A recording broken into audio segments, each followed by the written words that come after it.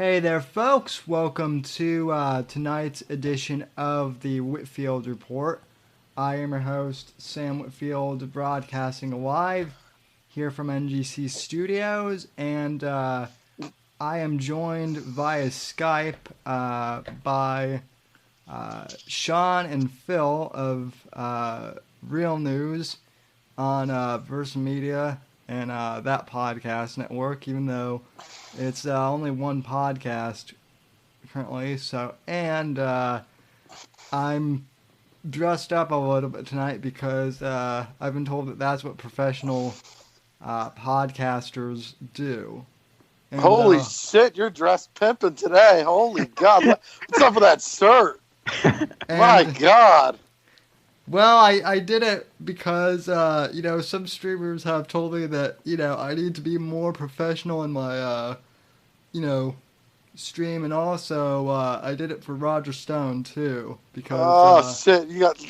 Yeah, they said to look professional, not go suave on us. Damn. There you go. Anyway, gentlemen, how are you guys doing tonight? Not bad. It's been an interesting week, but yeah, not bad.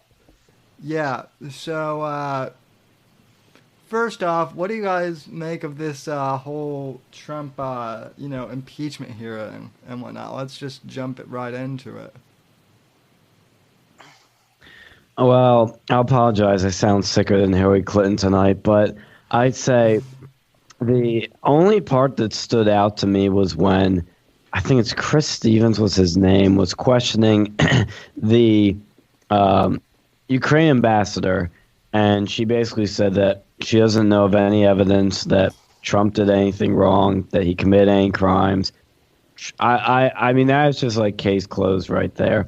Obviously, yeah, there are going to be other people that might know stuff, but she's like the person that would know U.S. ambassador to Ukraine, and she didn't see any evidence of any wrongdoing. Yeah, I think this whole thing is a show, and they're trying to, I think the Dems are trying to work on some other stuff, and they're trying to keep Trump from doing stuff with this whole impeachment thing. It's not working, but that was the goal, and yeah, that's what I think. Because none of these people that are like witnesses or whatever have firsthand knowledge of anything. I don't even know if they have secondhand knowledge of anything.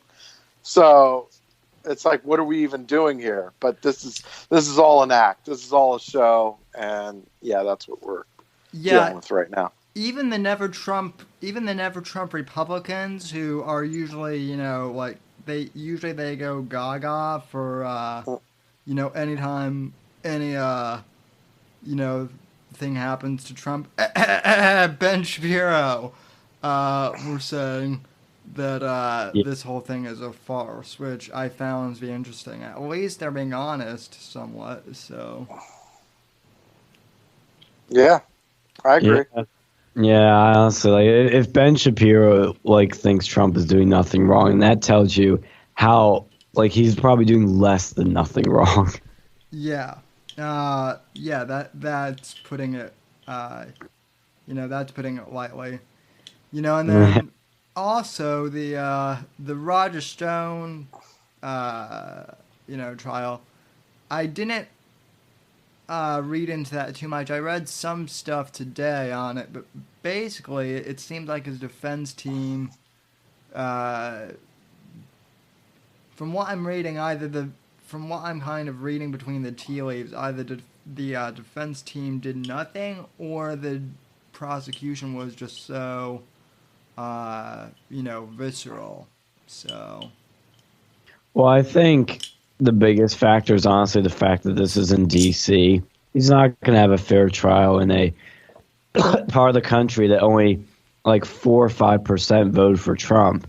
He's not going to get a fair trial. The juror, I think, the judge, I think was an Obama appointee. You have to fact check me on that. But there were Obama appointees involved, and the jury unanimously said he was guilty on all charges. I think Trump will definitely pardon him. It's just a matter of when, because Stone basically just took a bullet for Trump. And Roger Stone is one of the.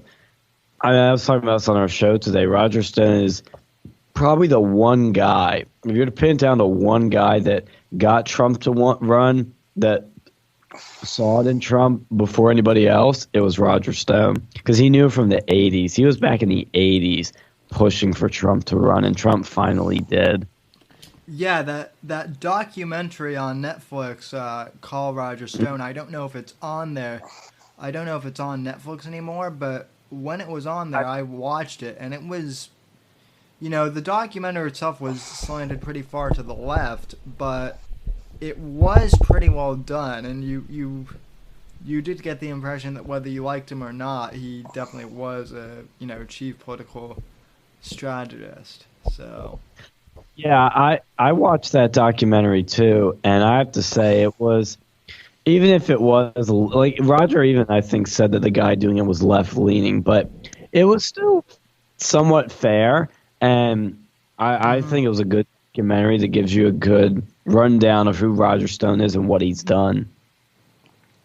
Yeah, and I mean, also, and I maybe think that this is what's biting, Roger in the ass a bit, is, Roger liked to play he kind of liked to play the supervillain a little bit, kind of liked to pretend that he was, a bad guy. Obviously he's not, but, the media has played him as kind of like a bad guy for so long that I think, in kind of like a theatrical way, he almost embraced that to a certain extent. So, and made it his own. So yeah, it's hard because if you look at it, like, so technically, I guess technically he would be guilty if these charges were actually legit. Like if the charges were legit, he'd be guilty. But the fact that they were foundationally on some bullshit, it's like, well, this whole trial was a complete sham. And like, it's like, the whole thing is just sticky, and I'm just waiting for Trump to pardon him. I'm just waiting for it to happen. It's going to happen. The only, like Sean said, the only question is when. Yeah. And the thing too is that it's not like he did technically break some laws, you could say, but they're trivial crimes, and they're giving him 50 years in prison up to. That's a death sentence. He's old. He's going to die in prison if they give him, 20 years at least. So that's what's crazy about us, because guys like Brennan, Clapper, Comey, all these people admitted, some of them, to doing bad things. But do you see them in court? Do you see them getting 50 years death sentence? No, you don't. And that's the difference here. It's a clear bias. They know Roger's effective. They know he helped Trump, get Trump to where he is now in the White House. And they're trying to take him out, and they, for now, have. But Trump can just pardon him. Well, and I know that people are going to be really pissed off, when I say this, because, again, why bring up Hillary? But again, Hillary basically bleached, her email server when she was Secretary of State, which is a federal, crime in and of itself, treasonous, some would argue, and yet she got basically a slap on the wrist, literally. She didn't even get a slap. She didn't even get a slap on the wrist. Like what? What would be a slap? Like a slap on the wrist for something this egregious would be something like a barring from office or something like that. She didn't even get that. She got nothing. There's no slap on the wrist. Yeah, I mean it's ridiculous. And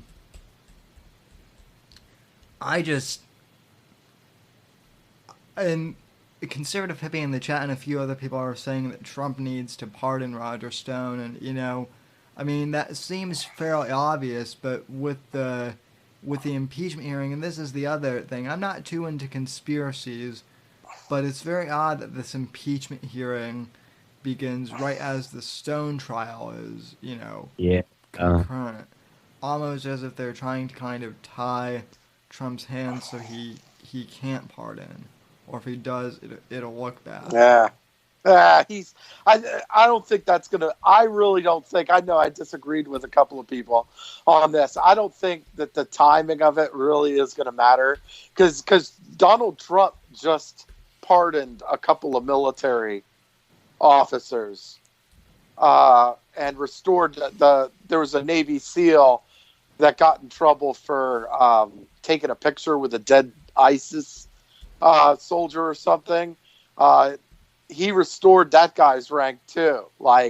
So essentially he just kind of pardoned three people in the military. And I just think, I think I almost felt like he was doing that to gauge the situation. And then I think Stone's coming next. I do. I really believe, I don't think Donald Trump gives a shit. I don't. I think he is gauging the situation, and you can't, and regardless of whether he pardons him or not, you still have to go through the trial and you still have to go through the sentencing. But because once that happens, then the pardon is gonna but you still have to go through the trial, even if you're pardoned. Someone in the chat goes, I wonder if this is going to tie into Alex Jones. Well, I've been tuned into Alex Jones this week, and he says, he's afraid he's going to get arrested and tried next. That's also part of the reason why I'm also dressed up a bit, is because Alex Jones lately has been rocking the open-collared, blazer look too, which is nice. But anyway. Before you know it, I'll be ranting about gay frogs. So that's what this entire week. Yeah, but you won't be wrong like. about it. No, I won't be wrong. So. And I think Alex is right. Actually, I think he should legitimately be concerned. With his custody battle, he was on record saying a bunch of stuff with that. They could try to bring that up to another level, or they could try and get him with other stuff. He would know better than us, obviously. So he should be worried. He's probably one of the most censored men on the planet right now, so he should very much be worried. Yeah. Yeah, he's censored, although his son right now, Rex, is kicking ass on social media, and I had no idea how young that kid was either. He's only like 17, but I thought he was close to our age or something. He kind of reminds me of a mini Dictator Phil almost. Oh no! There you go. In the way, great. Great. So now I just got Dictator Phil arrested too. So here we go. They're gonna come take me. So part of me thinks, is asking myself this question. Okay, if or actually when Donald Trump gets reelected, what kind of fire is this guy gonna rain down? Because if he gets reelected, I'm assuming there's nothing more that they're going to be able to do to Donald Trump. Yeah. This is it, right? This is the second term. He's not going past 2024. What's stopping him from going, okay, let's start greasing people left and right? So that's the thing nobody's talking about enough. Because they think he's going to be more lax in his second term, which I think he will be on some things, but I think on the draining of the swamp, in his last few days of his presidency, he could literally pardon so many people. So many people. Yeah. On. Yeah. And there's nothing, and depending on what happens in the House, right? Because everything's in play, right? I think they're still going to keep the Senate. I think the Republicans will still keep the Senate. Yeah. But but I think they might actually gain seats too, to be honest. But the House, depending on what happens with the House, like say the Republicans get back the House, the Dems could be in some deep shit. Like deep. Like really deep. Well, It could get bad. Well, let's hope that's the case. I mean, worst case scenario, Trump doesn't win re-election, and we get stuck with Warren for 4 years. That's the worst case scenario. He's not going to get fully impeached, I don't think. That's No. they'd like that so that they don't have to contend with him. And if that happens, you better believe, fuck ton of pardons are going to be happening after that too. Like, President Warren's going to be happening. Oh, so I got 1 billion pardons to make by January 20th or something. Well, and yeah. Well, and that even if Trump does get impeached and Mike Pence has to run, see, here's the thing. I know a lot of Republicans who are MAGA don't necessarily like Mike Pence, but here's the thing. I will happily vote for electroshock daddy. Sparky. Before I think he was put in the vice president seat as a backup plan, right? As an insurance policy, because people know if you're ballsy enough to try to get Trump removed and succeed in removing Trump from the White House, you got Mike Pence, who's even way more right than Donald Trump. Do you really want that? I don't know. See, I think that's an unintended case with Pence. Picking Pence. I personally think Trump picked Pence to get the evangelical vote because he wasn't doing so hot in that. Mm-hmm. You can see that in the primaries. And the smart thing to do would not be to appeal to the middle.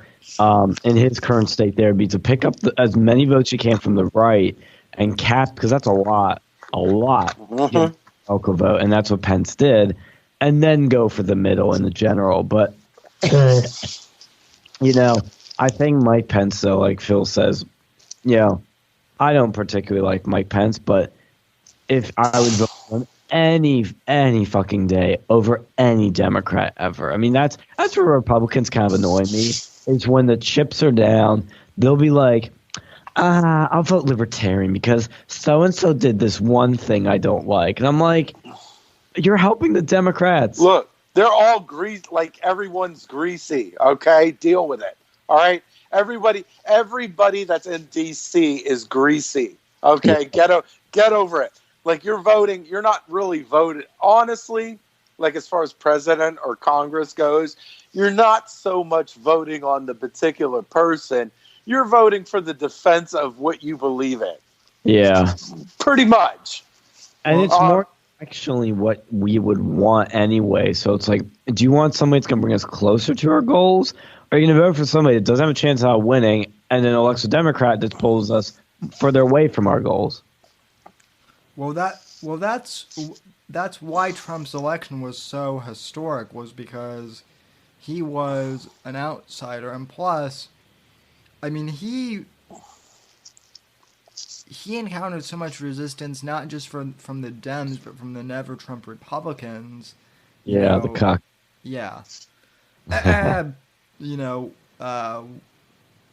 Bill, what's his face? Bill Kristol, was especially leading that charge that it was, I mean, it was just nuts. And then the alt-right, which I swear that most of the alt-right is a DNC, psyop anyway, to make Trump look bad. That became a thing, too. So, and yet Trump. Trump overcame all of that. So, plus probably Hillary was trying to rig the election and whatnot. So, And so it's even to this day, it's still an amazing victory. So Yeah, because he had literally everyone against him, and that's kind of like our event, like we talked about on this show, the Sargon event we had at Penn State. Like everyone was against us, and with success. But it's funny you bring up the alt right in this conversation because with the Groyper movement on college campuses, which has definitely had some alt right people in it. I'm sorry, I know some people in the comments aren't going to like this, but I know some of these Groypers, and a good chunk of them are alt-right people. And those people are just like some of the people I was just describing, where if they don't get exactly what they want, or if somebody does one thing they don't like, they throw them out. They're very absolutist. They have these strange purity tests, and it's, my God, the Groypers are something else, let me tell you. So I actually wanted to ask you about that because this was one of the reasons why I wanted to bring you on. So I know we've talked a little bit about the alt-right before, and I want to kind of preface some things because I know that there are certain things that you can't say, but let me just say this. So earlier this week, ladies and gentlemen, I made a quick video, basically talking out the whole kind of conservative civil war between Charlie Kirk and Nick Fuentes. And honestly, I have my issues with Charlie Kirk. I don't think he's perfect. I have my issues with Nick Fuentes. He obviously has his flaws too. I don't think that there's anything wrong with the, with people asking questions, although the way that some people are asking questions, it seems to kind of be like like gotcha questions anyway. But the one thing that I'm not okay with is I'm starting to see Groypers go after individual Turning Point chapter leaders who don't really have anything to do with Charlie Kirk other than being affiliated with his organization. And,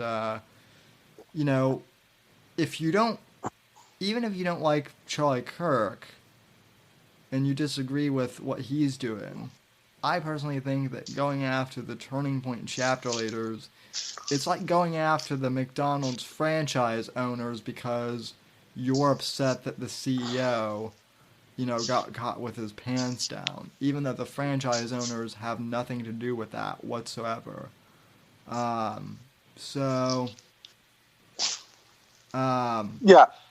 So here's my thing with the Groypers, right? They're extreme. Okay, I think they're a little bit extreme. Would you agree? A little bit extreme, a little bit extreme-ish. Yeah. I mean, I would say that. Okay. Yeah. Okay. So, and I think they're a little bit on the extreme side as far as like the population goes in comparison to the population. Yeah. So here's what I'm saying. Here's what I say to them. Look, here are the two choices you have. Okay, these are the only two choices you're going to have as far as the election goes. Do you want somebody that is going to recognize your existence and let you have the freedom to say and do whatever you want, right? Or are you going to vote? Are you going to follow somebody on the other side that wants to see you off of the fucking plantation, period, right? So either we get to exist even though we're not a majority, or we're gonna completely vilify everything you say, and if we have a chance to put you in prison or whatever, we're gonna fucking do that, because you're starting to see it. Like the hate speech thing is just crazy. The hate speech laws are becoming crazy, or the hate speech narrative, is just getting crazy. Do you want somebody like a Warren who is going to make something like that a fucking law to where they're going to try to threaten your First Amendment rights? Or are you going to have somebody that protects your First Amendment rights to be able to say some of the extreme stuff you say? You're not getting anything other than those two. Sorry. Yeah. No, that's a really good way to put it.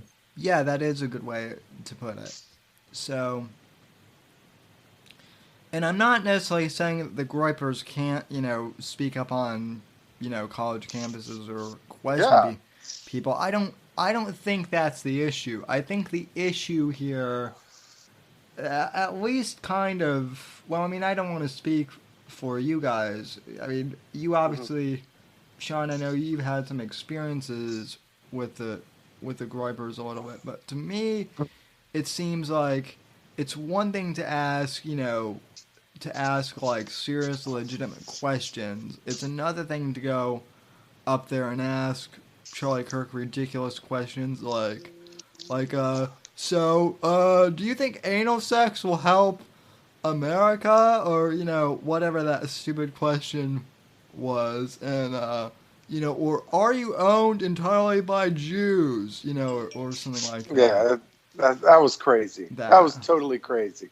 Well, and the thing is, when those things happen, you got to know how to handle them. And my strategy is you answer the question quickly and clearly and swiftly, and then move right to offense. This is what Charlie did in North Carolina with the Groypers, and that's where he had his most success. That's where the Groypers lost. Even Fuentes admitted they lost there. That's how you deal with these people. Don't shut them down. Don't call them racist. Don't call them sexist. But what you can do is answer the questions, get everybody to clap on your side, and then start grilling them. Be like, all right, are you a Trump supporter? Do you believe this? Do you believe that? And what Charlie did, and a few of them, was prove these guys, like, you're not really Trump supporters. You're not really conservatives. That's what they were trying to say to him. He flipped it on them. And the other thing he did, which was, like, something I would do, too, is, like, I'd recommend doing is you ask them, like, do you like Identity Europa? Do you like any of these groups? And most of them would say no, but he would get other people that'd be like, yeah, I like them. I support them. And somebody that was a supporter of Identity Europa came up to the mic. And he debated him, and that's what you should do. Conservatives have always been about debating and letting people have a free platform to debate, exchange ideas, and we should keep doing that. When you start going against that, that's when you start losing. And like I'm so glad, Sam, that you're one of the few people that emphasizes the important distinction between national headquarters and the local chapters on campuses, because our chapter is independent from them. Yeah, we have their name on our shit. And yeah, they send us shit in the mail. But that's it. Our meetings are how we want them run. And it's pretty much up to us. Like, we can even technically bring any speaker we want. I mean, they have to approve of them, but we have a lot of choice in things. They don't go around saying, hey, these are the rules for your club. You can't say this. You can't talk about this. You can't do this and that. 9 times out of 10, that is not the case. And I saw somebody in the chat say the alt-right isn't real. That's not true. There is such a thing as the alt-right. They may have a different name. They may not call themselves that, but this sort of extreme right, some of them are white nationalists. Some of them are, they hate Israel, whatever you want. Categorize these people, and they're all in that same sort of sphere. I know these people. I know who they hang out with. They all kind of stay in their same group. Like, I'm sorry, I seen it. Is it a big deal? No. That's the one important thing, is these people are fringe. The only thing to remember is that these are a fringe group of people on the right, but they are still a group you got to deal with that you didn't have to deal with before. And I told you this, Sam, and you, I think, agreed with me when I said, I'm afraid this stuff's going to make Turning Point look bad, and I'm also afraid the right's going to go too far right, or at least enough of it will, or a noticeable chunk will. And that was scaring me a bit. I'm not going to lie, it was, because this is not the right I've grown to love under Trump. Right. This was there. and now it's coming up too much. And people are wanting to know what I define as the alt-right and whatnot. So let me just and what Groypers are. So as to what Groypers are, I don't really know because, I mean, from what I've been able to tell, like, the Groypers started out as, like, a meme. They're, like, an offshoot of the Pepe the Frog meme. Yeah. Like, supposedly Groyper is, like, a character in that same universe, and he's, like, a relative of Pepe and Keck, and, you know, like, there's, like, this subculture that is kind of, like, obsessed with the frog, so I guess that's where they got the name Groyper. What I mean by alt-right, because I know that there are like a bunch of subsets, but I'm talking about the people who are very, who obsess over race and demographics to like the point where like, it becomes like their main thing, and there's some veiled, racism, but it's kind of coded, and also, that they kind of like to use code words about, Jews and whatnot, and I've never really been into the whole big JQ thing. If that's your thing, I guess, that's up to you to do what you want, but it certainly is kind of like a fringe group. Now, at one point, I considered myself alt-right, back when alt-right simply meant, anti-establishment, anti-Republican establishment conservative. So, but... Well, I think the simplest way I've defined alt-right is they are white nationalists and are white identitarians. That's most of them. And then, like you said, there's also sort of these people that are obsessed over Jews in Israel, obsessed over race, obsessed over demographics, and I mean obsessed. It's all they fucking talk about, and those people in those same circles, and they may not be full-on white identitarians, but they're still like, oh, what's wrong with being a white identitarian? Like they kind of hint at they could be. I mean, I'm not saying people that say that are white identitarians, but it's something that's a little hard to describe, and it's because you have to interact with these people to understand what we're looking at here. Because we were talking about this because Sam brought up in his class, Sam Richards, not you, Sam, about Stephen Miller. And some say he's racist. Sam Richards said he had racist bones in his body, and I called him out for that. As people call us in the chat, when I really just want him to back that up. And Stephen Miller, he may have these when you see all these emails where, Richard Spencer was in his conservative club in college with him, and they did a debate together. And Steve Miller read a book that's considered racist. Well, this doesn't mean Stephen Miller is racist. When you look at the full context of who he is, what he believes, policies he promotes, he's not racist. But I can understand. I said in the show today that out of context, when you don't see the full picture here, you can see all those little dots and connect them together and go, well, this guy must be racist. But no, you're not looking at the full picture here. And with these alt-right people, I've noticed is when you do look at the full picture, you'll notice they have secret Twitters where they say racist shit. Some of them will even start to say actually racist shit. But they're a bit more open about things, even though they are hidden. But you're always also hiding something. As open as they can be sometimes, you can always tell there's something they're hiding. With Stephen Miller, I just don't see him hiding something. Fucking yeah. Now we got a couple of people in our milieu that just obsess over like the BDS, right? Just like, do you support BDS? Like, shut the fuck up about BDS. Elon Omar doesn't give as much of a shit about BDS as you do. Are you kidding me? Shut the fuck up about it, right? Oh yeah. Let me talk about that actually a bit. I'm glad you brought that up. There's this guy that's and a few of them also too that were obsessing over it. Because Turning Point has these posters with it that say BDS is BS.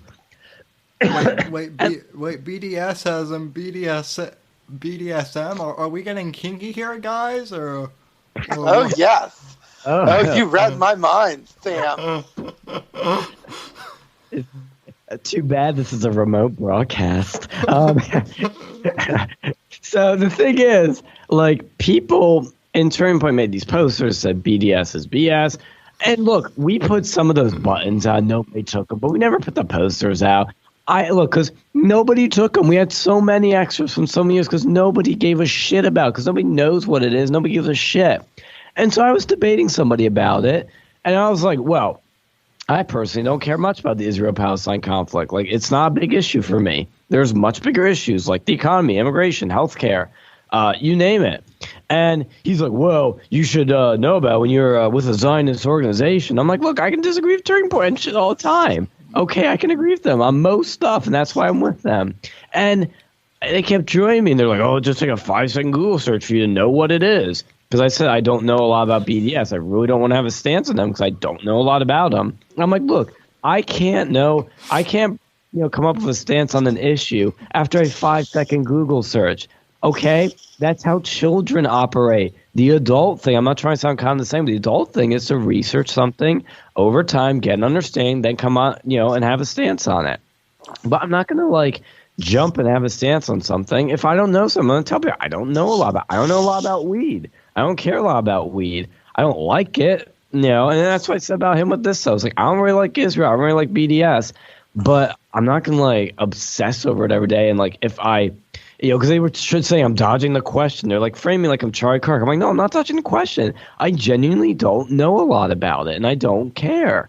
I mean, look, I won't dodge questions. I told him that, and I've also told him, hey, come to us after Turning Point meetings. You can talk to me. Haven't seen him shown up yet. Here's the other thing is I've heard this whole thing of Turning Point is a Zionist organization. Now granted, I haven't watched every single Turning Point live stream out there, so I could be wrong, but it doesn't seem to me like they go on huge pro-Israel things all the time. Now granted, there are groups like the Students for Israel who are obviously, focused on that, but I've never seen Charlie or, company just go after, Israel. So, also... Two is, I'll point out real quickly, is that a lot of these people vote for Trump.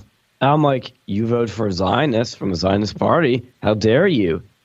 And they're like, well, that wasn't the biggest issue.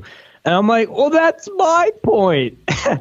Don't you get it? That's what I'm saying. It's it's not a big issue for me. So if they support it, I'm like, okay, it's not a deal breaker for me. These people are these alt-right people, they're not stupid, but they're on some things really fucking stupid and really hypocritical as hell. Also, Sean, you've triggered a few people in the chat about weed. What's your problem with weed, my friend? So okay, from my not personal experience but observing experience, because I know people. Okay, I'll give some disclaimer for this. I hate all drugs. I hate alcohol. I hate weed. I hate cocaine. Whatever. I hate a lot of this shit because I've seen what it does to people, and I'm just like, it's not for me. Weed, I don't like. I mean, medical marijuana can have benefits, of course. I think we should look into that because any benefits is a good thing. But weed, from what I've seen, what it does to people, it has different effects on different people, But from what I've seen, I know it's anecdotal. I don't want to generalize too much, but it can make you super paranoid. It can make you, over time, if you get quote unquote, I don't want to say addicted to it, but you like doing it a lot in a way. Because some people told me they have been addicted to it, but some say it's bullshit. But those people makes them lazy, makes them stupid. And at the same time, though, I think I wouldn't necessarily put something in my body if I don't know how it's going to react, especially if it can react negatively. So I think it's just one of those things that it's best to stay away from. I don't think that's a controversial stance. But, I personally don't know how I feel about legalizing it. I'd leave up to states to figure out how it goes. If it becomes a big issue, well, now we know. If it's not a big issue, well, now we know. It's not something I would push for to be legalized. So personally, I'm just saying, I think drugs are just bad in general, and some people say it can be a gateway drug, and the fact that you start getting into that drug world, you start interacting with more drug dealers, and it could become worse. I mean, I don't know, but these are things I've heard, so I'd recommend against it. He's right. He's right, though. Let's be real. He is correct. It is a gateway drug to Funyuns and Grateful Dead. Okay, total gateway. I'm kind of with Dictator Phil on that one. Look, I haven't smoked weed very much, but the few times I have, I mean, I just got like super chilled out and didn't really do anything. I mean, I just think that's some people. I've heard that many times. Yeah. I don't have a problem with it as long as you're like doing it in moderation, I guess. But like, I don't like if somebody smokes weed, whatever. It's your life, your lungs, whatever. But like, if you smoke weed to the point where you're all like, man, I only got like hemp clothes, man, and Dave Matthews Band is the greatest band ever. Like, come on, reel it in. Now hold on, guys. I don't smoke weed, but I do listen to Dave Matthews. Even though I'm saying if you want to like listening to a band is fine. Like, this is awesome, man. Like, come on, look. Yeah, it's great. I like certain songs, but if you tell me that they're the greatest band of all fucking time, I'm like, okay, now you have a problem. Well, you need to talk to somebody. Well, the Who is the greatest band ever. I didn't say the Who. You said that, not me. You said the Who, not me. I call them the greatest. You put them in the conversation, not me, buddy. I know I did because they're the best. So, although I bet Sean, knowing his taste in music, has some things to say about that. Do you have a favorite band, Sean, or is that a hard?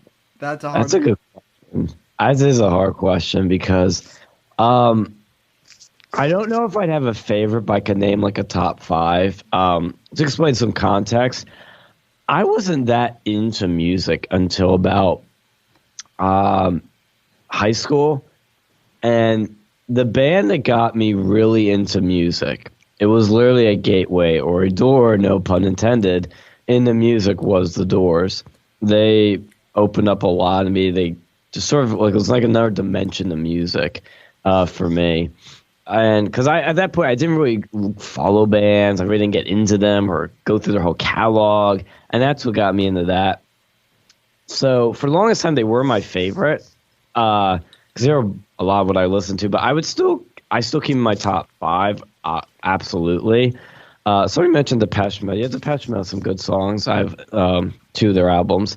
I don't know if I'd like. It's hard to pin down a top like an absolute favorite anymore because there are so many groups with so many great songs with so much variety. It's almost like it's whatever I'm in the mood for. So if I would name a top 5 off the top of my head, no particular order, I would say the Doors, the Beach Boys, the Moody Blues. I'd put King Crimson on there, even if I just love their one album so much. I still have to listen to their other stuff. That album's so good; it's in my top 5.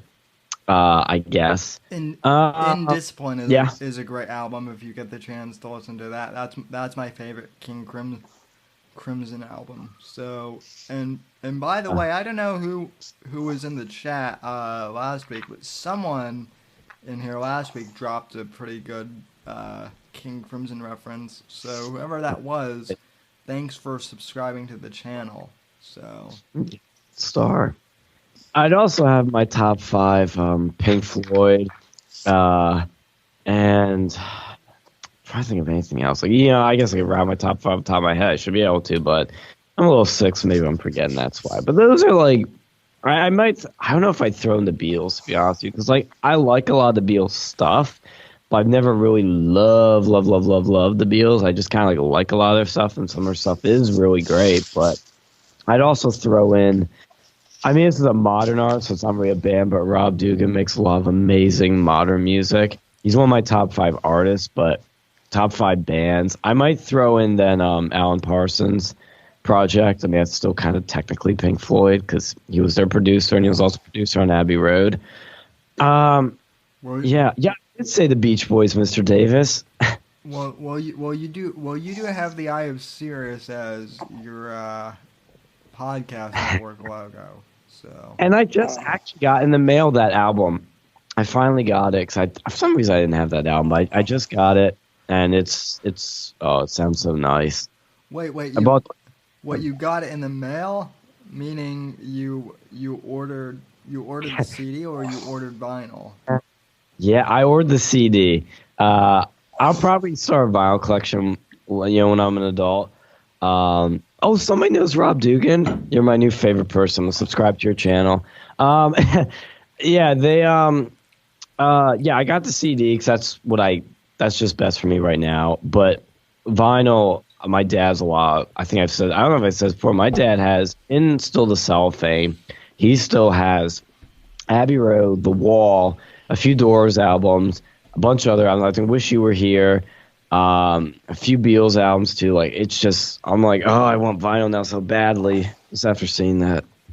Yeah, I have a college professor who was really into vinyl. Whenever we would go into his classroom, he would always be playing vinyl. So I actually got to hear the first Led Zeppelin album, which I've heard a million times, but I've that was the first time hearing it on vinyl, and man, it was great. So, yeah, it's cool. So yeah, I'm hoping to get vinyl started here soon too after college. I actually have. It's funny. I actually have a whole collection of vinyl, but no record player. So. Yeah. So. Yeah, because my parents have vinyls, like lots of vinyls, but the record players, like I think we have record players, just I don't know if they work. Yeah. Yeah, and by the way, on a side note, to the chat, and Alyssa will definitely appreciate this too. I just want to make it clear that Owen Benjamin does not know shit about Dark Side of the Moon, the album. Did he shit on it? No, well, Owen. Okay, so okay, here we go again, folks. Here's another Owen. First of all, do you know who Owen Benjamin is? He's the little crazy guy. Yeah, he thinks the moon landing was faked, and he blames everything on the Jews now. Yep, and he actually doxed two of my personal friends too, but that's another. That actually kind of writes to the Pink Floyd thing. So he was trying to do like an analogy of like what Dark Side of the Moon is, and he failed miserably at it. And then he actually doxed a couple people, so that was lovely. But yeah, he's not a conservative either. So.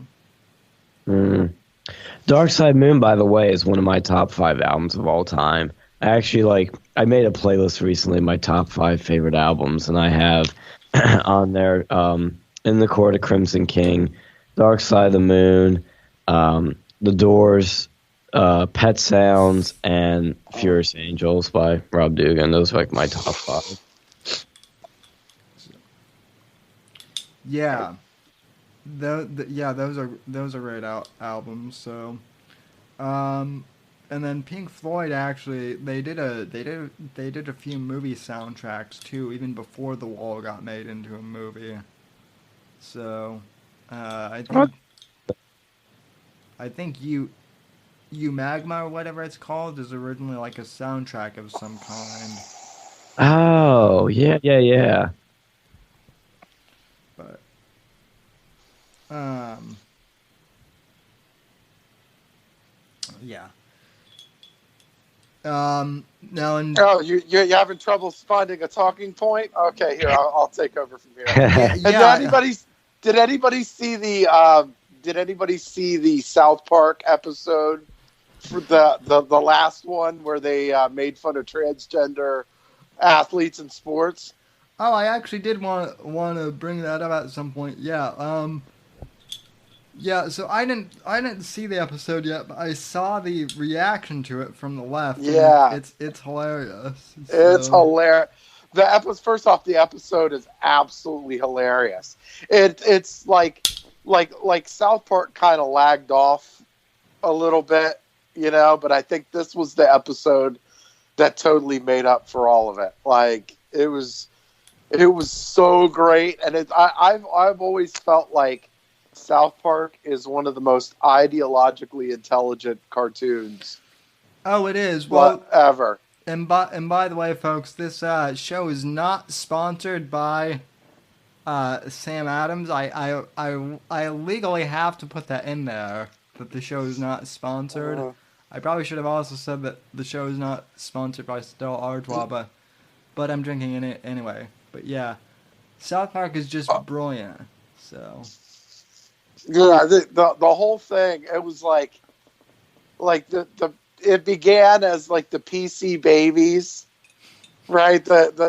First they created a couple of newer characters. If anybody who didn't watch the last two seasons, they had PC Principal, who's like always That's funny. trying to be as PC as absolute possible, and like so you have you had this his girlfriend who's Vice Principal Strong Woman. That's her name. Vice Principal Strong Woman. And she's like this empowered female, like all about like female empowerment or whatever. And like so she's doing like she does like this female strong woman competition, which is like a jab at the strongman competition. And they're like, "Oh, well, we're letting transgenders into this competition now for the first year. What do you think of that?" It's like, "Oh, I love it. I have a couple friends who are transgenders. It's like, have you seen this new transgender that's competing in here?" And they show it, and it's like Macho Man Randy Savage, like he's like ripped. It's so hilarious. They poke fun, which I mean they bring to light the ridiculousness of transgenders in female sports, and it's just I recommend you watch it. Watch it. I'm telling you. Well, the last time I watched like a full season of South Park was the PC Principal season. That one is hilarious. Yeah. Still. So if you like that one, you need to watch this episode. Like you need to watch the episode. I'm telling you, it's hilarious. What I like about Trey and Matt is that they satirize everyone. But I don't know if you heard about this, but they were actually at an awards ceremony like 2 years ago or something, and Trey like dropped a bomb and said, "Yeah, we're Republicans and we're conservatives. Thanks for this award." And I guess you could hear like a pin drop or something. Yeah. Well, no, but they've always been Republicans, though. Yeah, but they satirize everyone. That's what's brilliant. So. Yeah, it is. They don't on Wikipedia they say they're libertarians, but they were at an awards show once, and when it's a screw of people, they would just say like, "Yeah, I like George Bush. Yeah, I think George Bush is a great president," and just to like trigger people. I think though, I'm not gonna lie, and I know I'm gonna get hate for this. I think South Park's a bit overrated, and maybe because I've only watched the recent seasons, because I watched. It was not the last season, but the season before that. I started watching it, and there were some funny episodes and funny moments, but I don't think the season overall was hilarious. And I started watching the next season, and I literally lost interest. That was the one that had like a school shooter theme going through it in the beginning. I don't know if that carried through, but I'm not gonna lie, I literally lost interest. The PC Principal episode, though, is hilarious. I do like that a lot. And I think, I remember Strong Woman was coming into play in that season I did watch, and I thought that was kind of funny.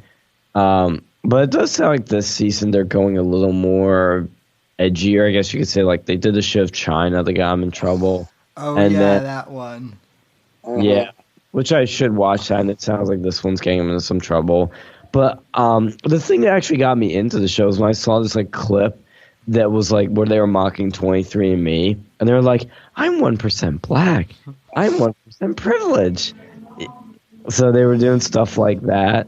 I thought that was funny, but like, I'm not gonna lie, I don't laugh much during the South Park episode. I don't know why. Maybe it's because I'm watching the recent ones; they're not that funny. But like, I'm not gonna lie, it's just I don't know why it didn't hit with me that well. Well, here's the thing. I'm not one of these people that has like watched every episode of South Park either, because like some seasons are good, some seasons aren't so good. But I mean, there are gems, and the 23andMe one is hilarious. Yeah.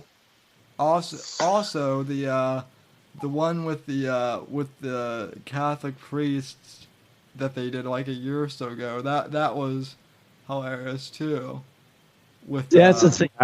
When they're most controversial is when they're funniest. Like when they went after Scientology, I did see that one. When they went after, like one person mentioned in the comments where they made an image of Muhammad, like that. That's where I think they're their best, is when they're really pushing the boundaries. When they're kind of like, mocking school shootings, I'm like, or mocking weed or something. It's just like, I don't want to say it's a safe play, because it's not, like mocking school shootings, but some of the stuff they do make fun, like Trump, I'll give you that. When they make fun of Trump, it's kind of like, okay, whatever. You know what I mean? Well, they made Mr. Garrison the substitute teacher who was trans and then went back. I mean, he's basically Trump. So. Yeah. Yeah. I mean, I wish, though, that we could get more of this type of stuff out there, though. More right-leaning comedy that's genuinely funny and that makes fun of the things that need to be made fun of. Milo is amazing at this. Like, when he makes fun of SJWs and feminists and anybody that's insane, he does it just beautifully. But we need more of that, and we don't have enough of that. South Park is kind of like, I don't want to say they're middle of the road, but they're like, they lean right at times, but they also kind of go in the middle sometimes. Like, I want something that's more consistently like bashes things that need to be bashed, if you know what I mean. Well, I kind of inadvertently fell into the conservative comedy bubble. I started off as kind of like a strict political commentary guy, but in the last, I don't know, year or two, I've kind of fallen into the conservative comedy circle, I guess. So, yeah. People think that this show is funny sometimes, even though I don't even try to make this funny. So, but yeah, I think with the comedy scene, and just in like media in general, are just they're trying too hard to pander to the advertisers. Yeah, they're trying way too hard to pander to the advertisers, when in reality it's a relationship. It's like an even relationship. Like you have to have content in order to advertise to make it successful. If you just have bland shit, advertising it doesn't really do much. Advertising really doesn't hold its punch. Mm-hmm. And if you pander the advertising, the material's just going to be bland. Like, you need good material. If you have good material and people want to see the material, advertisers are going to follow naturally. It just doesn't matter. Like the idea that like we're supposed to go, well, what do these advertisers want? It's like, well, no, you do what you do, and if people like it, then great, then the advertisers will follow. Well, look at Lily Singh, for example. They've tried to shove Lily Singh down our throats. First of all, I didn't even know who she was until about a month ago or so. But I mean, I haven't watched like her entire show, but like from the clips I've seen, her show is horrible. I mean, yeah. And I think that's the other thing is Joe Rogan brought up a good point on his podcast that late night talk shows are dying, partially because of the format of podcasting. So, well, that's another thing. They're trying to get whatever is, pandering to the advertisers, right? So it's not, the comedy sucks. The comedy sucks. The jokes are bland. They're safe. And it's like, but it's what it's what they think that the advertisers want. And it's like, well, if nobody watches it, or how long are these advertisers going to stay around? It's not even it's not even that they're safe. They're dull. Ultimately, it is, but it is kind of safe because you could see that like some of these jokes are like, well, I don't want to. Like Amy Schumer's a huge example of that. Like she's changed completely. Like where I don't want to say anything because I don't want to offend nobody or I don't want to rub anybody the wrong way. Like, look, stand-up comedy is supposed to be edgy. Like it's supposed to be edgy. I think the last non-edgy stand-up comedian was Steve Martin. Like, and like it has to return to a give and take relationship with the advertisers. Like it has to return to that. And until it does, then we're going to see more of the same shit. Yeah, and I want to add on to about Lily Singh. For those who don't know, she's a girl on YouTube called Superwoman, and I forgot this happened, but she recently got an NBC late night show. I Googled it. It's got 100% Rotten Tomatoes, but a 2.6 out of 10 on IMDb. And then when you look at the Rotten Tomatoes, it's a 31% audience score, but 100% critic score. And it's been on since November 12th, actually. So it's almost a week. So I guess it's only had one episode.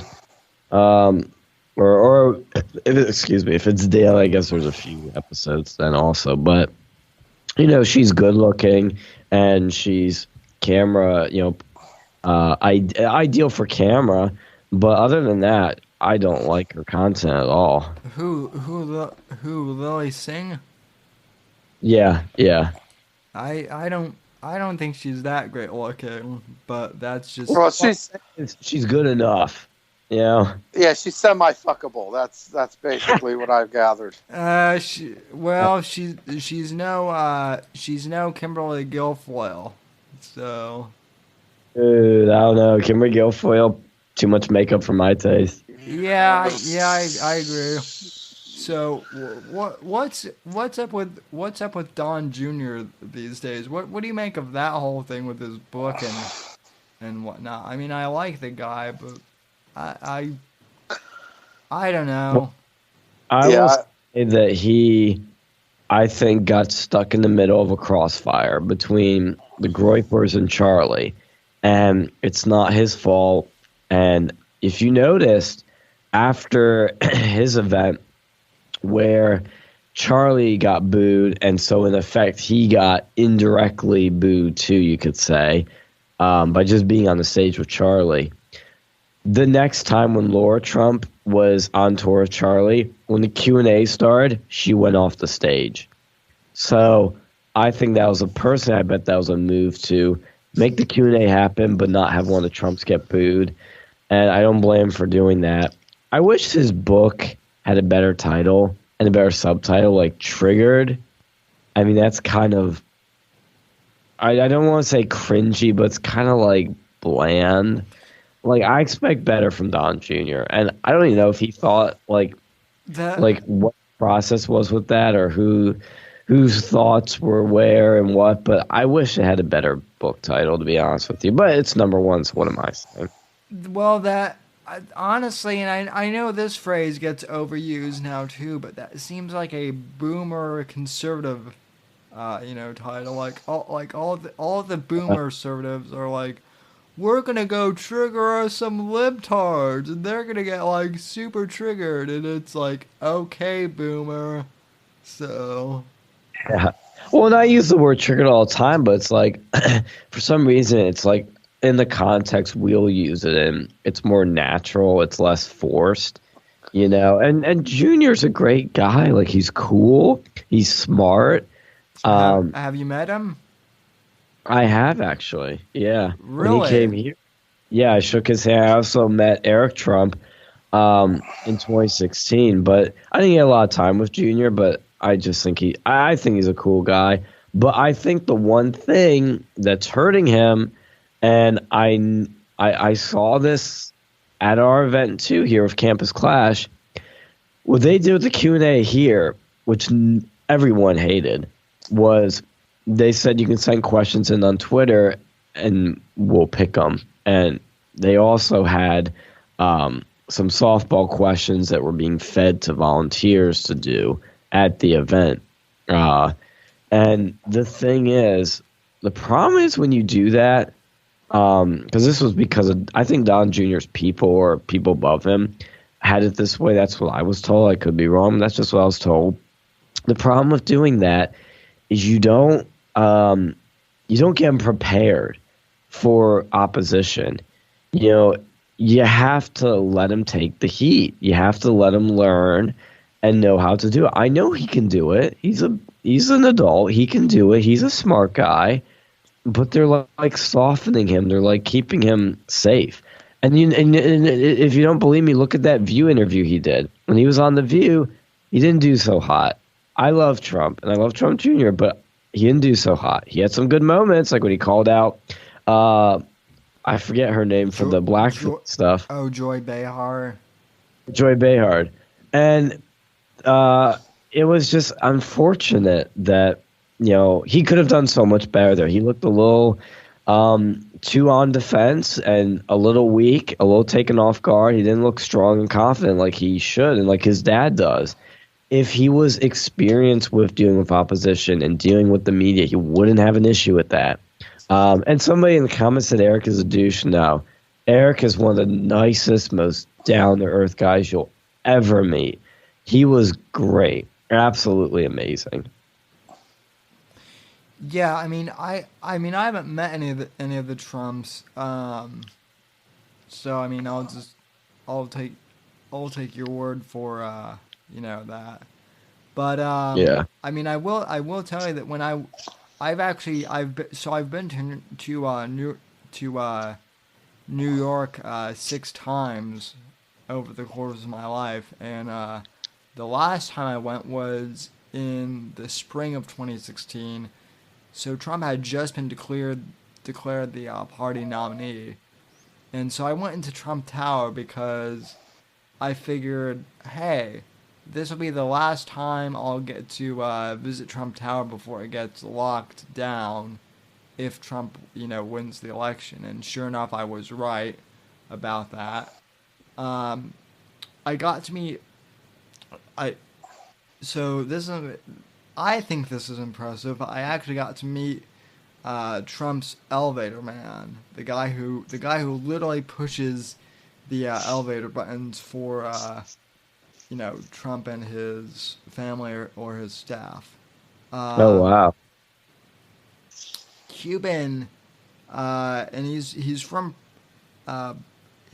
Cuba, by the way. So, he's Latin American, and the first thing he said to me was, I've worked for Mr. Trump for 30 years. He said, don't believe anything what the press tells you about him. He's not a racist.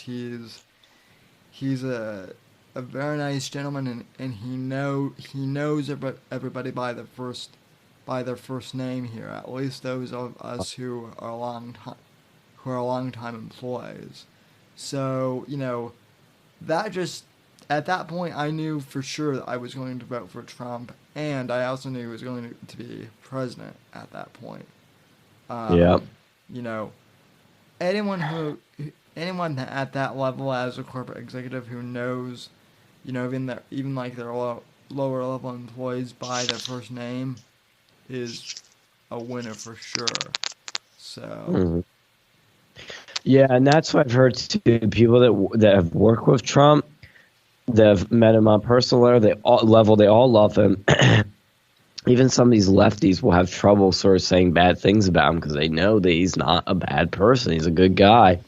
Not to steer the conversation, but I saw some people saying in the chat, and I was following this. Louisiana governorship went blue. Democrat John Edwards won with 51%, and the Republican lost with 48.9%, with 98% reporting.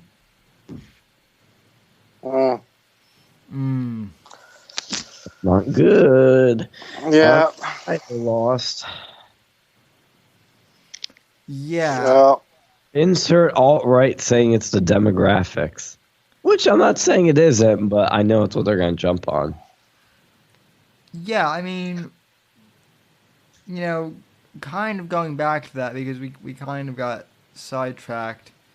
Like here's the thing. Like I'm not saying that Israel is not perfect, and I'm not saying that demographics don't play a role. Yeah. In certain things, but when you get obsessively autistic about, stuff like that, that's when it becomes a problem. So. Yeah, I agree. And as Cernovich pointed out, evangelicals are overwhelmingly pro-Israel. Anti-Israel is never going to be a mainstream Republican position that's going to win elections. You're going to lose with philosophies like that. And I keep telling these alt-right people that, and they don't get it. They just don't get it. If anything, in my experience, the Dems have been the most anti-Israel. So, I mean, here's the thing. Like I said, I know that Israel isn't perfect, but when it comes down to it, I would rather support the Israelis rather than support radical Islam. And that's just common sense. So. Well, someone's saying in the chat that the demographics are not an alt-right issue. I know that. I get that. But like Sam said, the alt-right like fetishizes this. They obsess over it. Like it's just a weird, annoyingly degree. Look, I will admit it. Democrats are pro-immigration, pro-legal and illegal immigration because they know it imports Democrat votes. I get that. But what's the solution, guys? Tell me solutions. Okay, we can limit immigration. I'm for that. I think it's a good way to assimilate people and get more people on our side. But we also need to understand that elections are won also through mobilization. Yes. You can have, in Texas, a lot of Hispanics. So you would assume it would go left-wing every time, but it doesn't. It's because the Hispanics there don't vote a lot. A lot of them don't vote for whatever reason. But the Republicans are good at mobilizing their votes there. Mobilization is a huge key to elections. Like the two big keys are persuasion, mobilization. Convincing people in the middle and then mobilizing people not only on your own side, but people in the middle and people that haven't voted before. But, if you want to deal with demographics, well, you got to find ways to reach out to these new voters. That's one way to counter it, and to limit immigration. Those are two simple, easy solutions I think everyone can agree on. Yeah, I mean, I think that limiting immigration is certainly a thing that we can all kind of agree on, but we're not going to outright. Okay, let me say this. I think we should outright stop illegal immigration, but I mean, Yeah. legal immigration, I don't have a problem with illegal immigration, especially Right. If we're getting people like engineering students or something here. And by the Mhm. way, that wouldn't be just from third world countries either. There are a lot of British citizens who want out of England right now because they're conservative and they know that Britain is going to fall is going to Yeah. fall. So Yeah, I totally agreed. We actually had this little discussion in our group meetings about this. A bunch of alt-right people were claiming that stopping all legal immigration, they then backed it up to only 95% is something everybody agrees with. I'm like, no, no, no, no, no. Most people believe in either keeping immigration the way it is, maybe increasing it, I don't know. But limiting immigration would be a more sensible stance that most people would probably come around to. We took polls, and overwhelmingly, everyone was against illegal immigration. Everyone said it should be stopped. When it came to legal immigration, there was some split, but most people believed it should either be increased, kept the same, or decreased a bit. But this whole stop all legal immigration, close the borders, is an unpopular position. well, I Yeah, mean, I mean, I like the I would be all for having like immigration reform or having some sort of thing where we bring in immigration and the numbers can vary or whatever. I'd be all for whatever numbers they decide like that are varied or whatever, but only after the wall is built, only after we get rid, only after we put a Yeah. plug on the illegal immigration. Like that's the first thing before anything else, and then we can talk about okay, you know, we can talk about the lottery or like what kind of people we can bring in like legally and whatever. But Yeah. yeah, you have to put a lid on the illegal immigration before that conversation can even happen. Yep. Yep. Totally agree. And that's the thing is like, and I know these polls are going to be inaccurate because they're in our little. I told these people this. They're in their little right wing circles on campus here. But even among that, people like immigration generally, legal immigration, as long as we're bringing in people that want to contribute to America. I don't see a problem with that. You can make Hmm. the argument that maybe that hurts people here. They're trying to get those positions too. That's a valid argument to make. But I believe we should make the best nation possible, the best people possible, have the best competition possible. That's just the way I look at it. As long as it's not hurting people detrimentally. And illegal immigration is like, to me, it's like I've always been against it harshly because, first of all, you're breaking the law. And number two, we need to know who's coming into this country. If we don't know who's coming in, well, how do we know that they're not criminals or they hate America? You need to bring in people that are going to work for this country. They're going to, going to be good people because it's a privilege to be an immigrant here. Like it should be like that's like a status symbol. You know what I mean? Like it's a certain status to be allowed into America, and it should be special and should be treated that way. yeah, and I mean now someone's bringing up Dan Crenshaw, and look, as far as Dan Crenshaw goes as a politician, eh, he kind of reminds me of John McCain a little bit, and you all know how I feel about John McCain. But you know, I mean, honestly, I think Crenshaw would be much better suited to retire from politics and maybe just be like a motivational speaker, like lots of other wounded veterans. See, the Uh, problem I think with Crenshaw, look, I've never been like, oh my God, he's amazing, I love him. And I've never been, he's John McCain 2.0, I hate him, let's get rid of him. I've kind of been in the middle, I'm just like, eh. And kind of like where you are, it sounds like. But I think his problem is, like, he can't be a motivational speaker because he's not that exciting. He's very sort of like military, calm and precise with his words. And it's appealing in some ways, but he's one of the least exciting speakers, honestly. He's very smart and he can be pretty persuasive, but I think he doesn't understand some communication things. Like, for example, when he said he supported these type of red flag laws, he claims they're different. He lost me. Well, he claims, I'm just taking his word for it, and this, if he's right or wrong on this, it doesn't matter, but this just shows you how he's thinking. He claims that the red flag laws in Texas are different than the liberal ones, and they're not as crazy as that.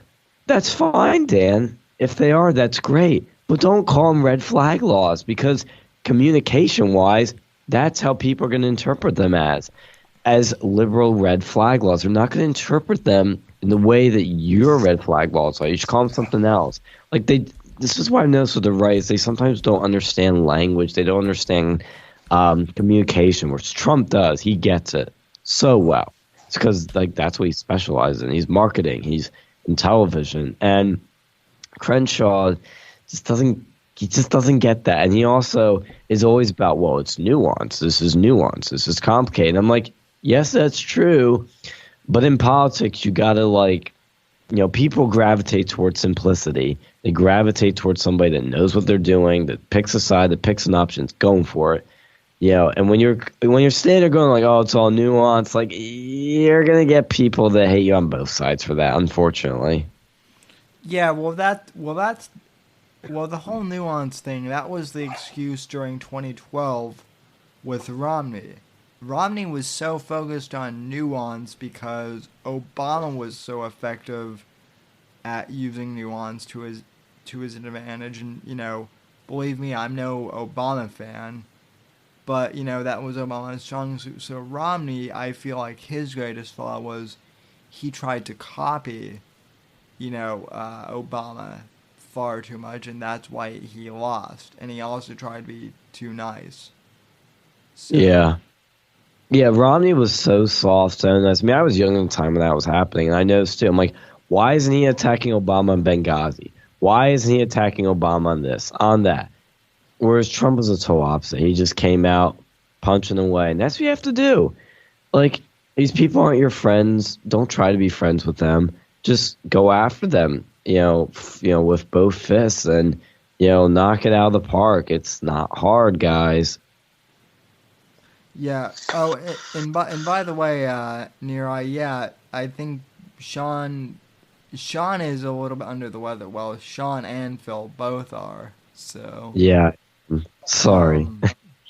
I caught whatever Hillary had in 2016, so I will be out of all public eye now.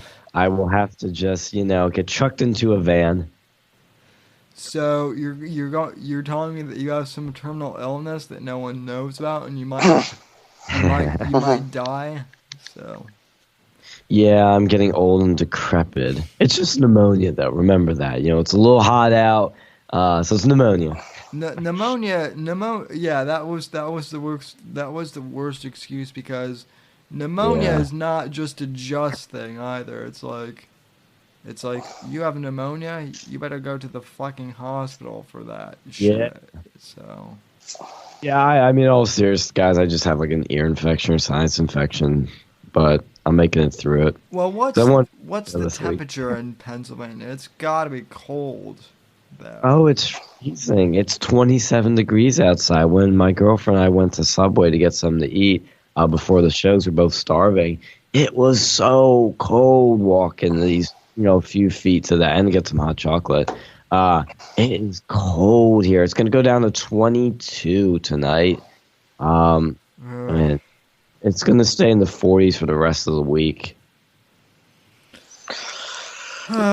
Ladies and gentlemen, that's why I moved from Colorado to Florida when I was 18. I got sick and tired of the cold. So, yeah, I do not like the cold at all. So, Oh, did you see, Sam? I don't know if you saw us in our Discord, but I posted in the news section. There's an article. I think everybody will find this quite funny. By The Guardian. This is real. You guys can Google this. Google Prince Andrews and you'll see it. The headline literally reads, Prince Andrew, I didn't have sex with teenager. I was home after a pizza party. pizza. Yeah, I did see that. So that's one of the funniest, craziest headlines I've seen in a long time. Like that, like literally made all the Pizzagate people just like wet their pants. Yeah, Pizzagate is a really weird. I mean that Pizzagate, that's like a level of fucked up that like I don't even want to travel down that rabbit hole. So. I feel like once you dive down those pedophile rabbit holes, you're not gonna get your soul back. So no, I know somebody that really followed a lot. He said he saw shit that just kept him awake at night. Like there was some really fucked up stuff out there people found. And look, a lot of Pizzagate is very, conspiratorial and bullshitty. But there was some truth there. Epstein was a part of Pizzagate. Epstein turned out to be true. What else is true now? Yeah. Annabelle says The Guardian is a left-wing cipher. That's very true, Annabelle. My biggest problem with the Guardian is they keep lying about James Bond in their tabloid section. Oh, yeah. Especially the new movie. What do you think about the female Bond? Or 007, I should say. Well, first off, I've seen all of the Bond movies, all of the official ones. I'm a big James Bond aficionado. Same. I don't mind if they have like a female 007, but for God's sakes, don't change the gender of fucking Bond and still have him be the character. So, well, I think they're testing the waters with this. They're kind of because this is Daniel Craig's last movie. Now, I think what they did was they put this news out there to see how people would react. Because they're trying to spice up the Bond franchise. They thought, put her as a 007 for now. Maybe we'll make her Bond. Maybe, but let's see how people react first before we make a final judgment. Because they probably didn't know what to do. If they made a female Bond, that would be an absolute abomination. That changes the character fundamentally. And the thing I don't get is I thought 007 was attached to Bond himself. I thought the code name was attached to him. I could be wrong on that. Some more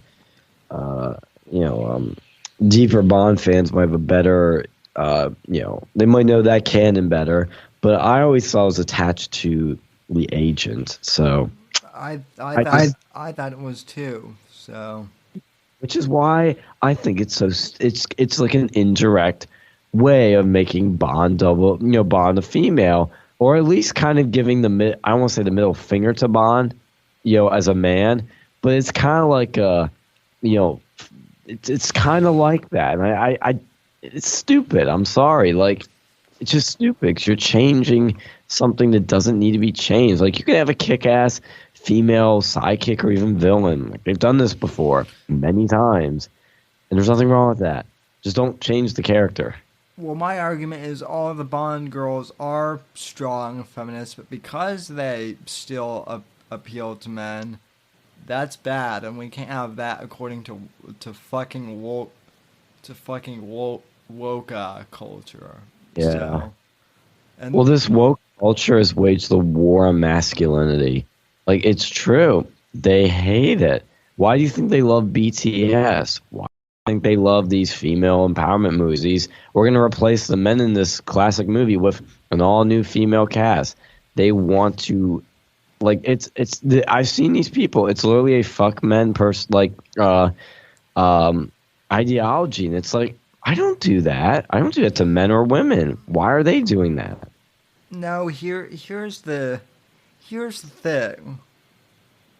The new definition of misogyny is just incredibly fucking overblown. Okay, I don't hate women at all. I'm attracted to attractive women. There's a big difference between misogyny and actually being attracted to women. The feminists, because they hate men, they conflate the two. So, and I mean, I know that Dictator Phil and I could have a whole conversation about that, because in fact, in private we have. So, yeah, this whole concept of misogyny, quote unquote, is fucking bullshit. So, it's like not what they're defining like the misogyny isn't real in 2019. I don't see it. I don't see it. Like nobody, like people have. It's like with racism, right? People are changing the definition of racism to mean something completely different to what it is. It's like, no, the definition hasn't changed, right? And it's like, and I'm like, I don't mind that if you can, if we include women in anything, but they have to be able to do the job. That's like when they allowed women into the Ranger Corps, right? I was like, cool, don't mind, but they got to be able to do the standard, right?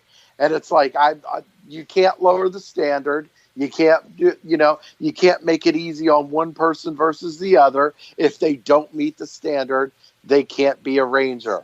That's it, right? And some people thought that's a misogynist statement. Like, no, it's not.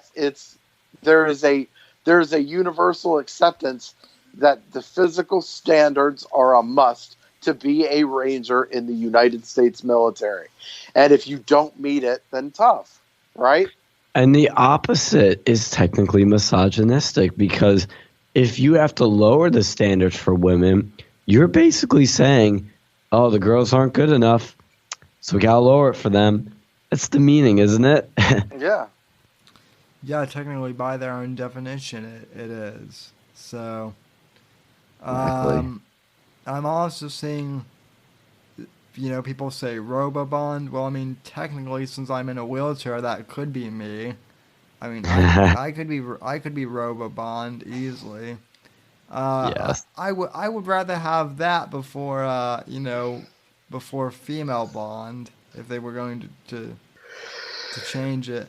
Hell, knowing the left though, that wouldn't even be good enough. Now they would want to make it like transgender Bond or something like that. So. Well, and speaking of the men-women thing, I'll mention something. I don't know if I've told you about this, Sam, but I had a sex ed class over the summer here at Penn State, where this class was just about sex, and it was interesting to say the least. But we had a bunch of women's studies majors and feminists in there, and I did not keep my mouth shut. I let my views be known, and it was hilarious because I made the statement. I was talking about, I was like, well, why do guys work out? Because they want to have big, strong muscles. And because it's attractive to women, like maybe, yeah, it can help with sports and all, but like, at the end of the day, it's attractive to women. And then this one girl was like, that's not true. And then my professor, who's a gay liberal, literally went, all right, guys, so let's say you're at the beach. And, yeah, you see one guy. He's a big, strong, muscular man. And another guy is this wimpy, I didn't say wimpy, but skinny, doesn't have any muscles, short guy. Which would you go for, the strong man? everybody's fucking hand went up except the feminists that called me out, including my professor. And then he said, the skinny guy. Only the feminist hand went up. It was so fucking funny. She got owned by somebody she thought was on her own side. And I'm like, I can't believe the shit I'm saying is controversial. That shit is so basic.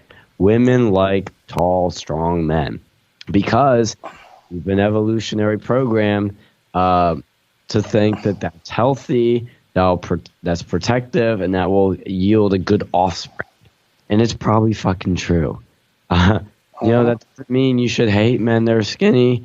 That doesn't mean men that are tall and strong are like,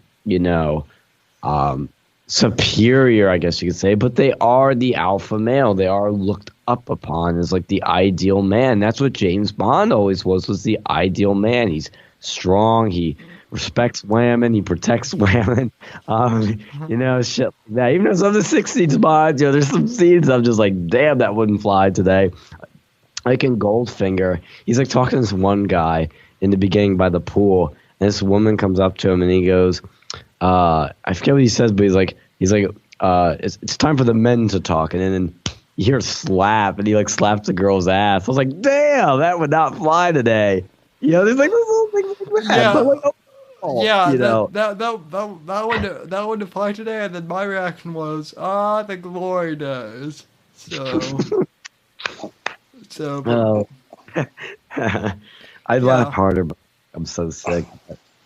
But yeah, the thing that is so annoying now, I say so much shit on this campus that is like not even controversial, but there is enough people that lose their shit over. Like I said recently to somebody that like Christianity is the best religion ever.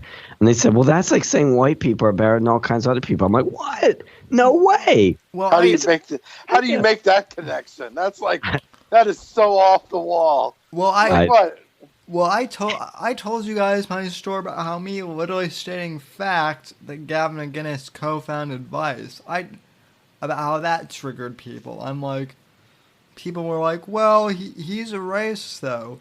Yeah, but that doesn't change the fact that he founded Vice magazine. And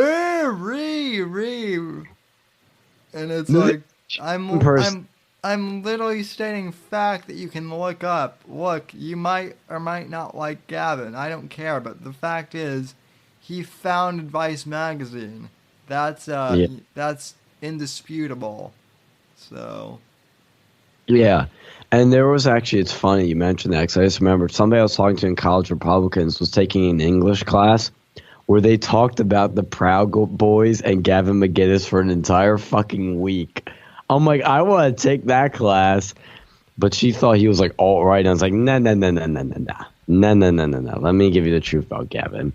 And I kind of red-pilled her on Gavin and the Proud Boys. But, it's so fucking insane. It's like that Christian comment I made. He's equating it to like race. I'm like, dude. He's like, well, when you say Christianity is better, you're kind of demeaning and discriminating against and saying that other religions are inferior. I'm like, no, I'm not. You can say something's the best, but that doesn't mean everything else is bad. And he even didn't believe that, like, what he was saying. I got him to admit that. I'm like, dude, let's take Scientology. And he goes, well, that's not a real religion. I'm like, okay, you can think that, but objectively speaking, it's tax-exempt status. It's a fucking religion. Okay, do you think Scientology is equal to Christianity? Do you think it's just as good? He's like, no. I'm like, do you think there's bad shit in it? Yes. Okay, you just say Christianity is better than Scientology. And he's like, I'm like, dude, do you get this? You fucking get this? And by the way, Sean, well, I mean, I don't want to out you here, but I find that amusing, especially considering what you've shared with me about your religious views. So. Oh no, I have to come out of the closet. Yes, I am an atheist. I don't believe that God exists. I know. Okay, haters, come at me.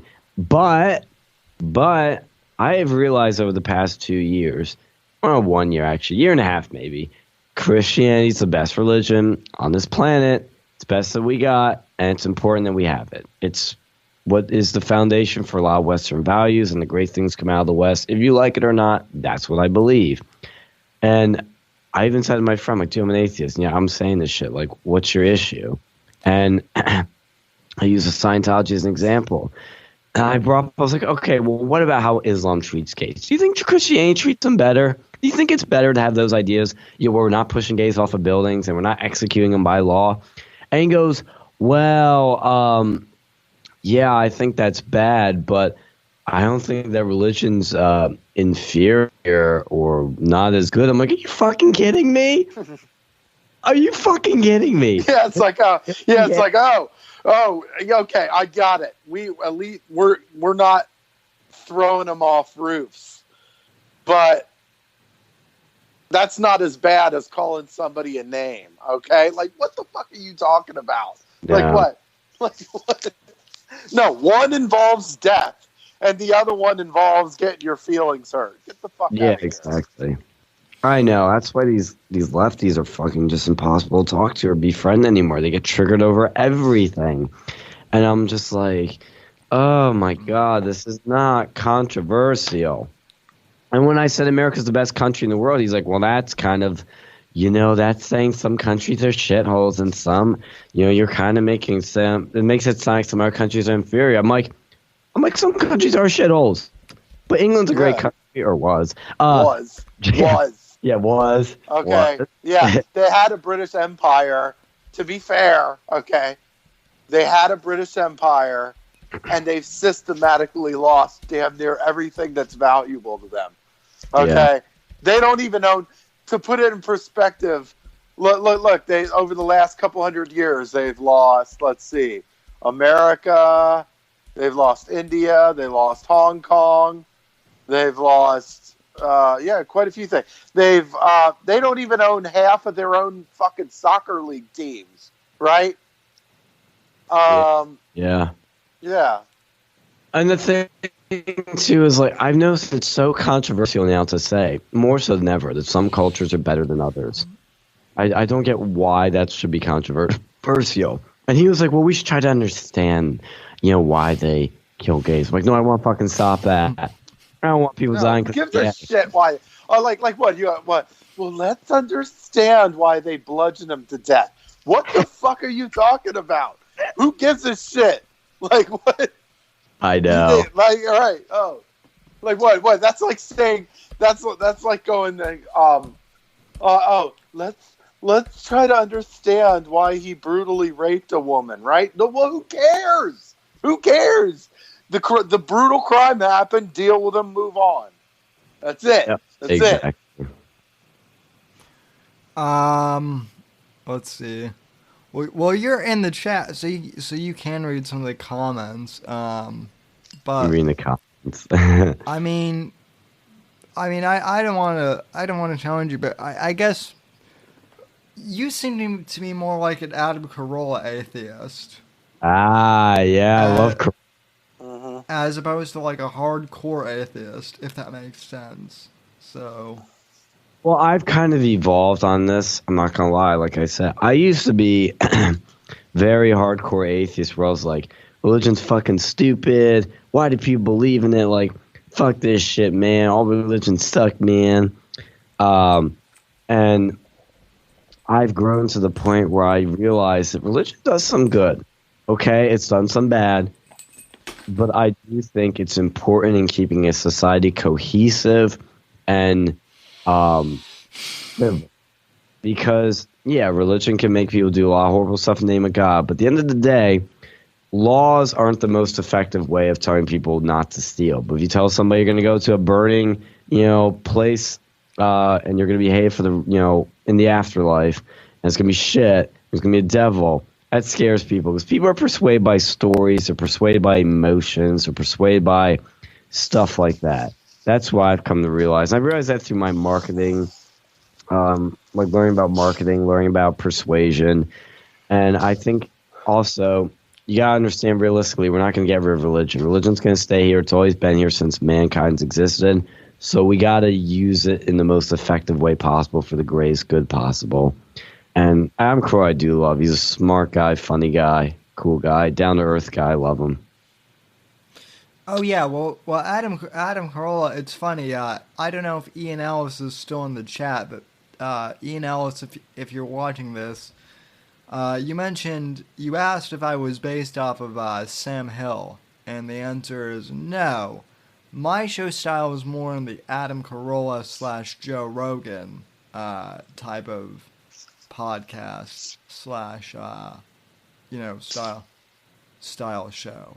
So, um, but yeah, like I have no problem if you're an atheist because at least you're not militant. I find militant anything to be really obnoxious. So, No, and I'll be the first to tell you that as an atheist, I hate most atheists because a lot of them are like these left wingers.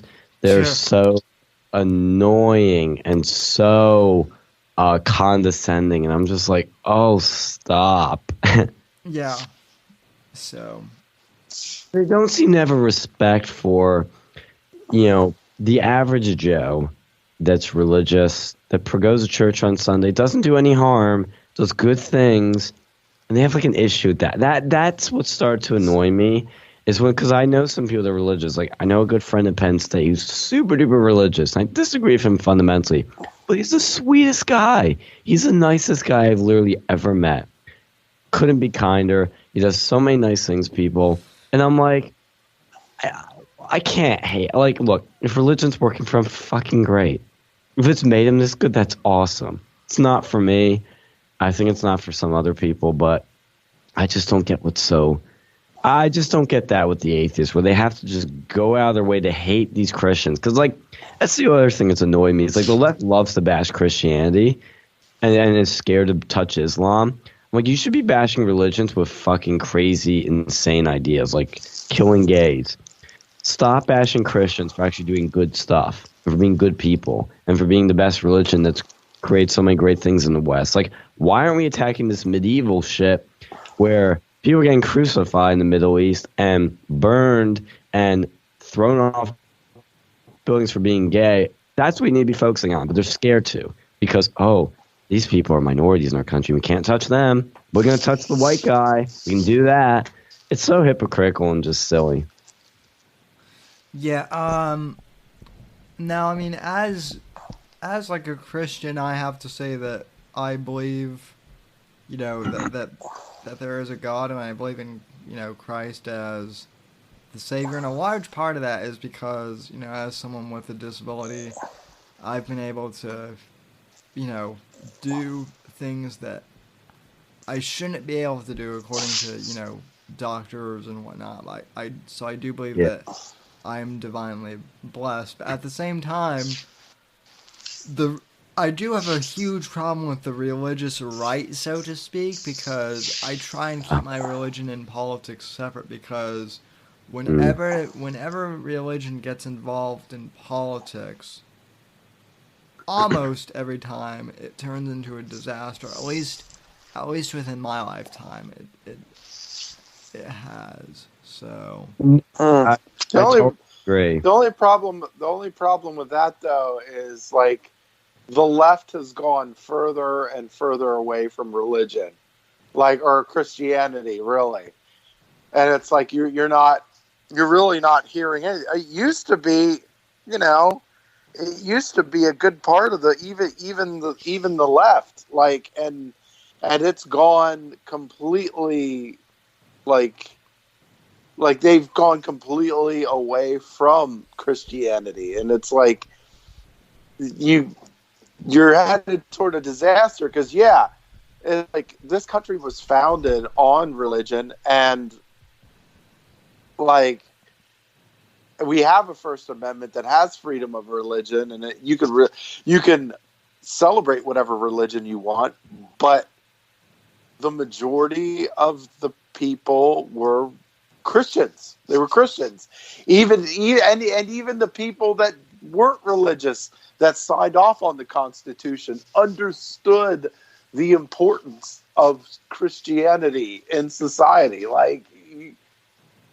The whole, as a whole, and by the way, that reminded me, there was one time where Obama was said something to the tune of, more people were killed in the name of Christianity than any other religion.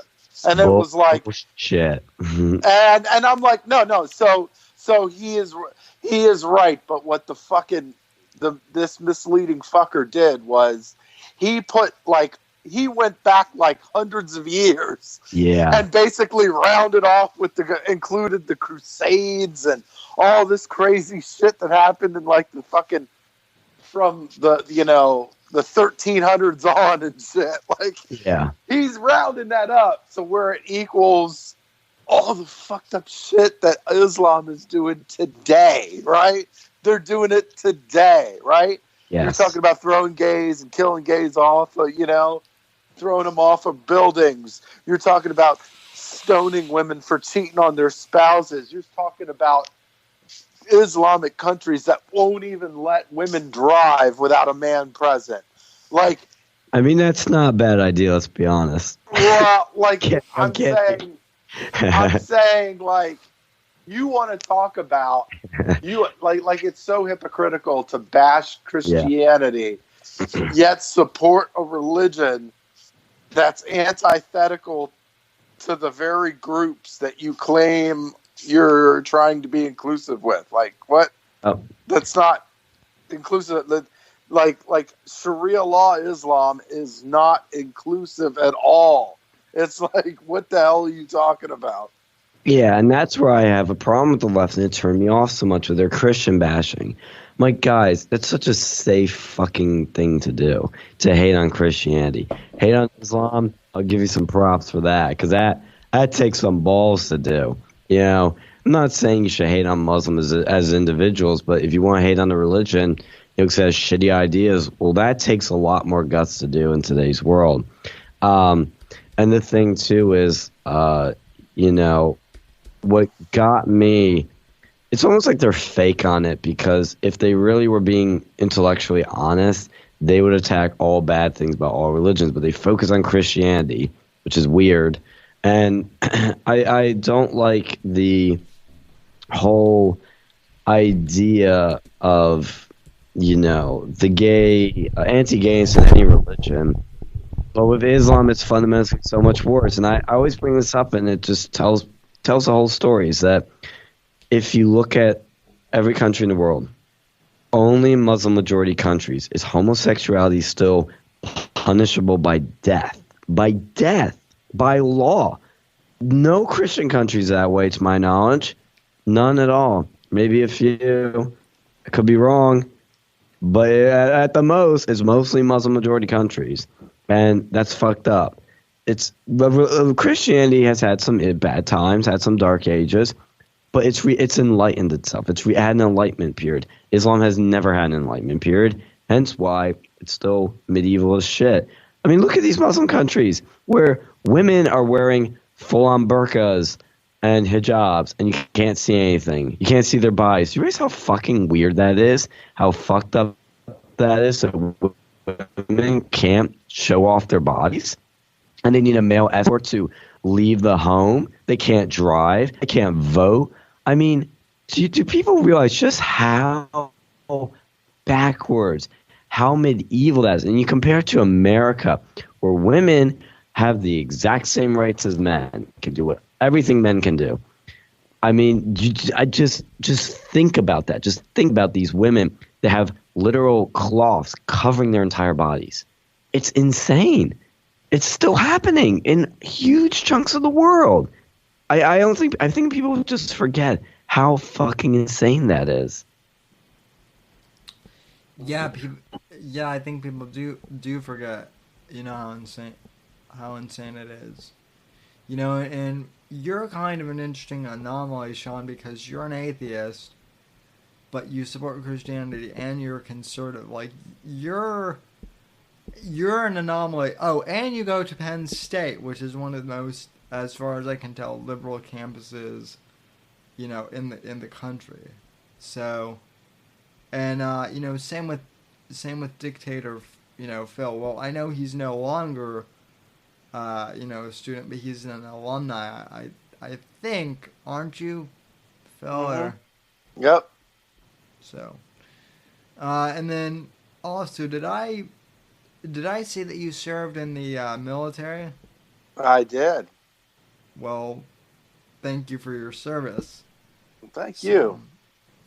well, I always like to.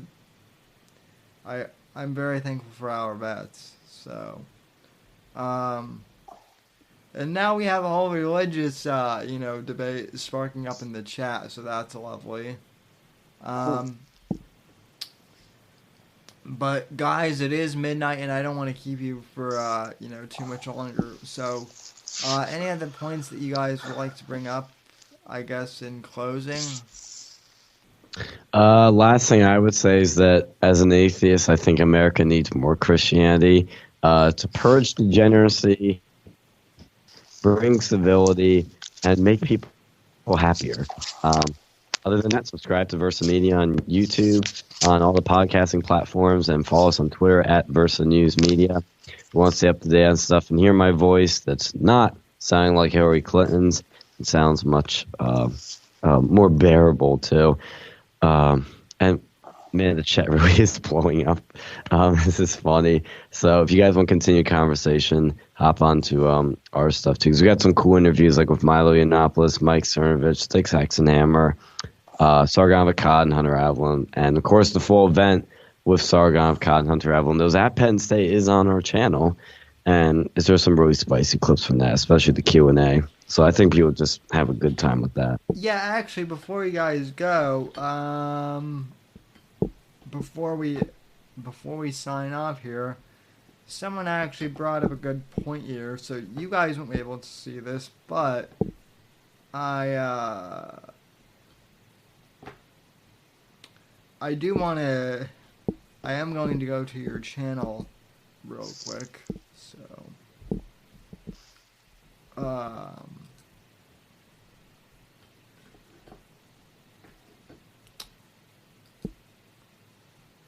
So, I'm going to Versa Media's YouTube channel. Everyone here should subscribe to Versa Media, and I will pull that link up here soon.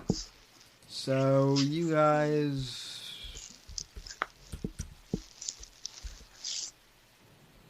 So how long have you guys had the show now? I have to ask. Oh shit. I think since my sophomore year is when I started doing the radio show at Penn State, and we didn't start uploading it to YouTube till I think a year ago, and I only started doing that because December 10th, when YouTube decides to purge all of us. Yeah. Yes, the infamous YouTube purge is coming. Right, folks? And sorry about that. I guess we had a broken up YouTube. Yeah, guys, sorry about that. The YouTube stream just crashed there for a sec, but we're back now. So anyway, yeah, subscribe to Versa Media. Ideally before December 10th when they act us all. I mean, I don't know what the logistics of that is, but I mean, I only made it to 500 subscribers. These guys have made it to 272. So, we're not. None of us here are commercially viable, obviously. So we'll probably get axed. But yeah, I mean, who needs it? Who needs intelligent thought in comedy when you could listen to fucking Lily sing for God knows how long? Yeah, from corporate sponsored, YouTube channels and whatnot. So, and mark my words, YouTube, this mass banning of people will be your undoing. So, once you start getting rid of the smaller channels, it will be, it will be your downfall. So. But anyway, guys, I want to thank you so much for joining me tonight. Ladies and gentlemen, thank you for joining me in the chat. Those of you who have watched live, and thanks to those of you who have been listening on the audio podcast. Well, as always, you can follow the Whitfield Report on Twitter and Instagram at somebody_NDC. You can follow me on Gab and Minds at Sam Whitfield, Facebook.com/Whitfield Report, and thesamwhitfield.com is my website. I want to thank you all for joining me very much tonight, and from all of us here at NGC Studios and at Penn State, God bless, God freedom amongst in that order, and God save this great nation. I'll see you guys next week for the live stream. God bless. Thank you for having us on. Have a nice night. Later, Gator. Guys.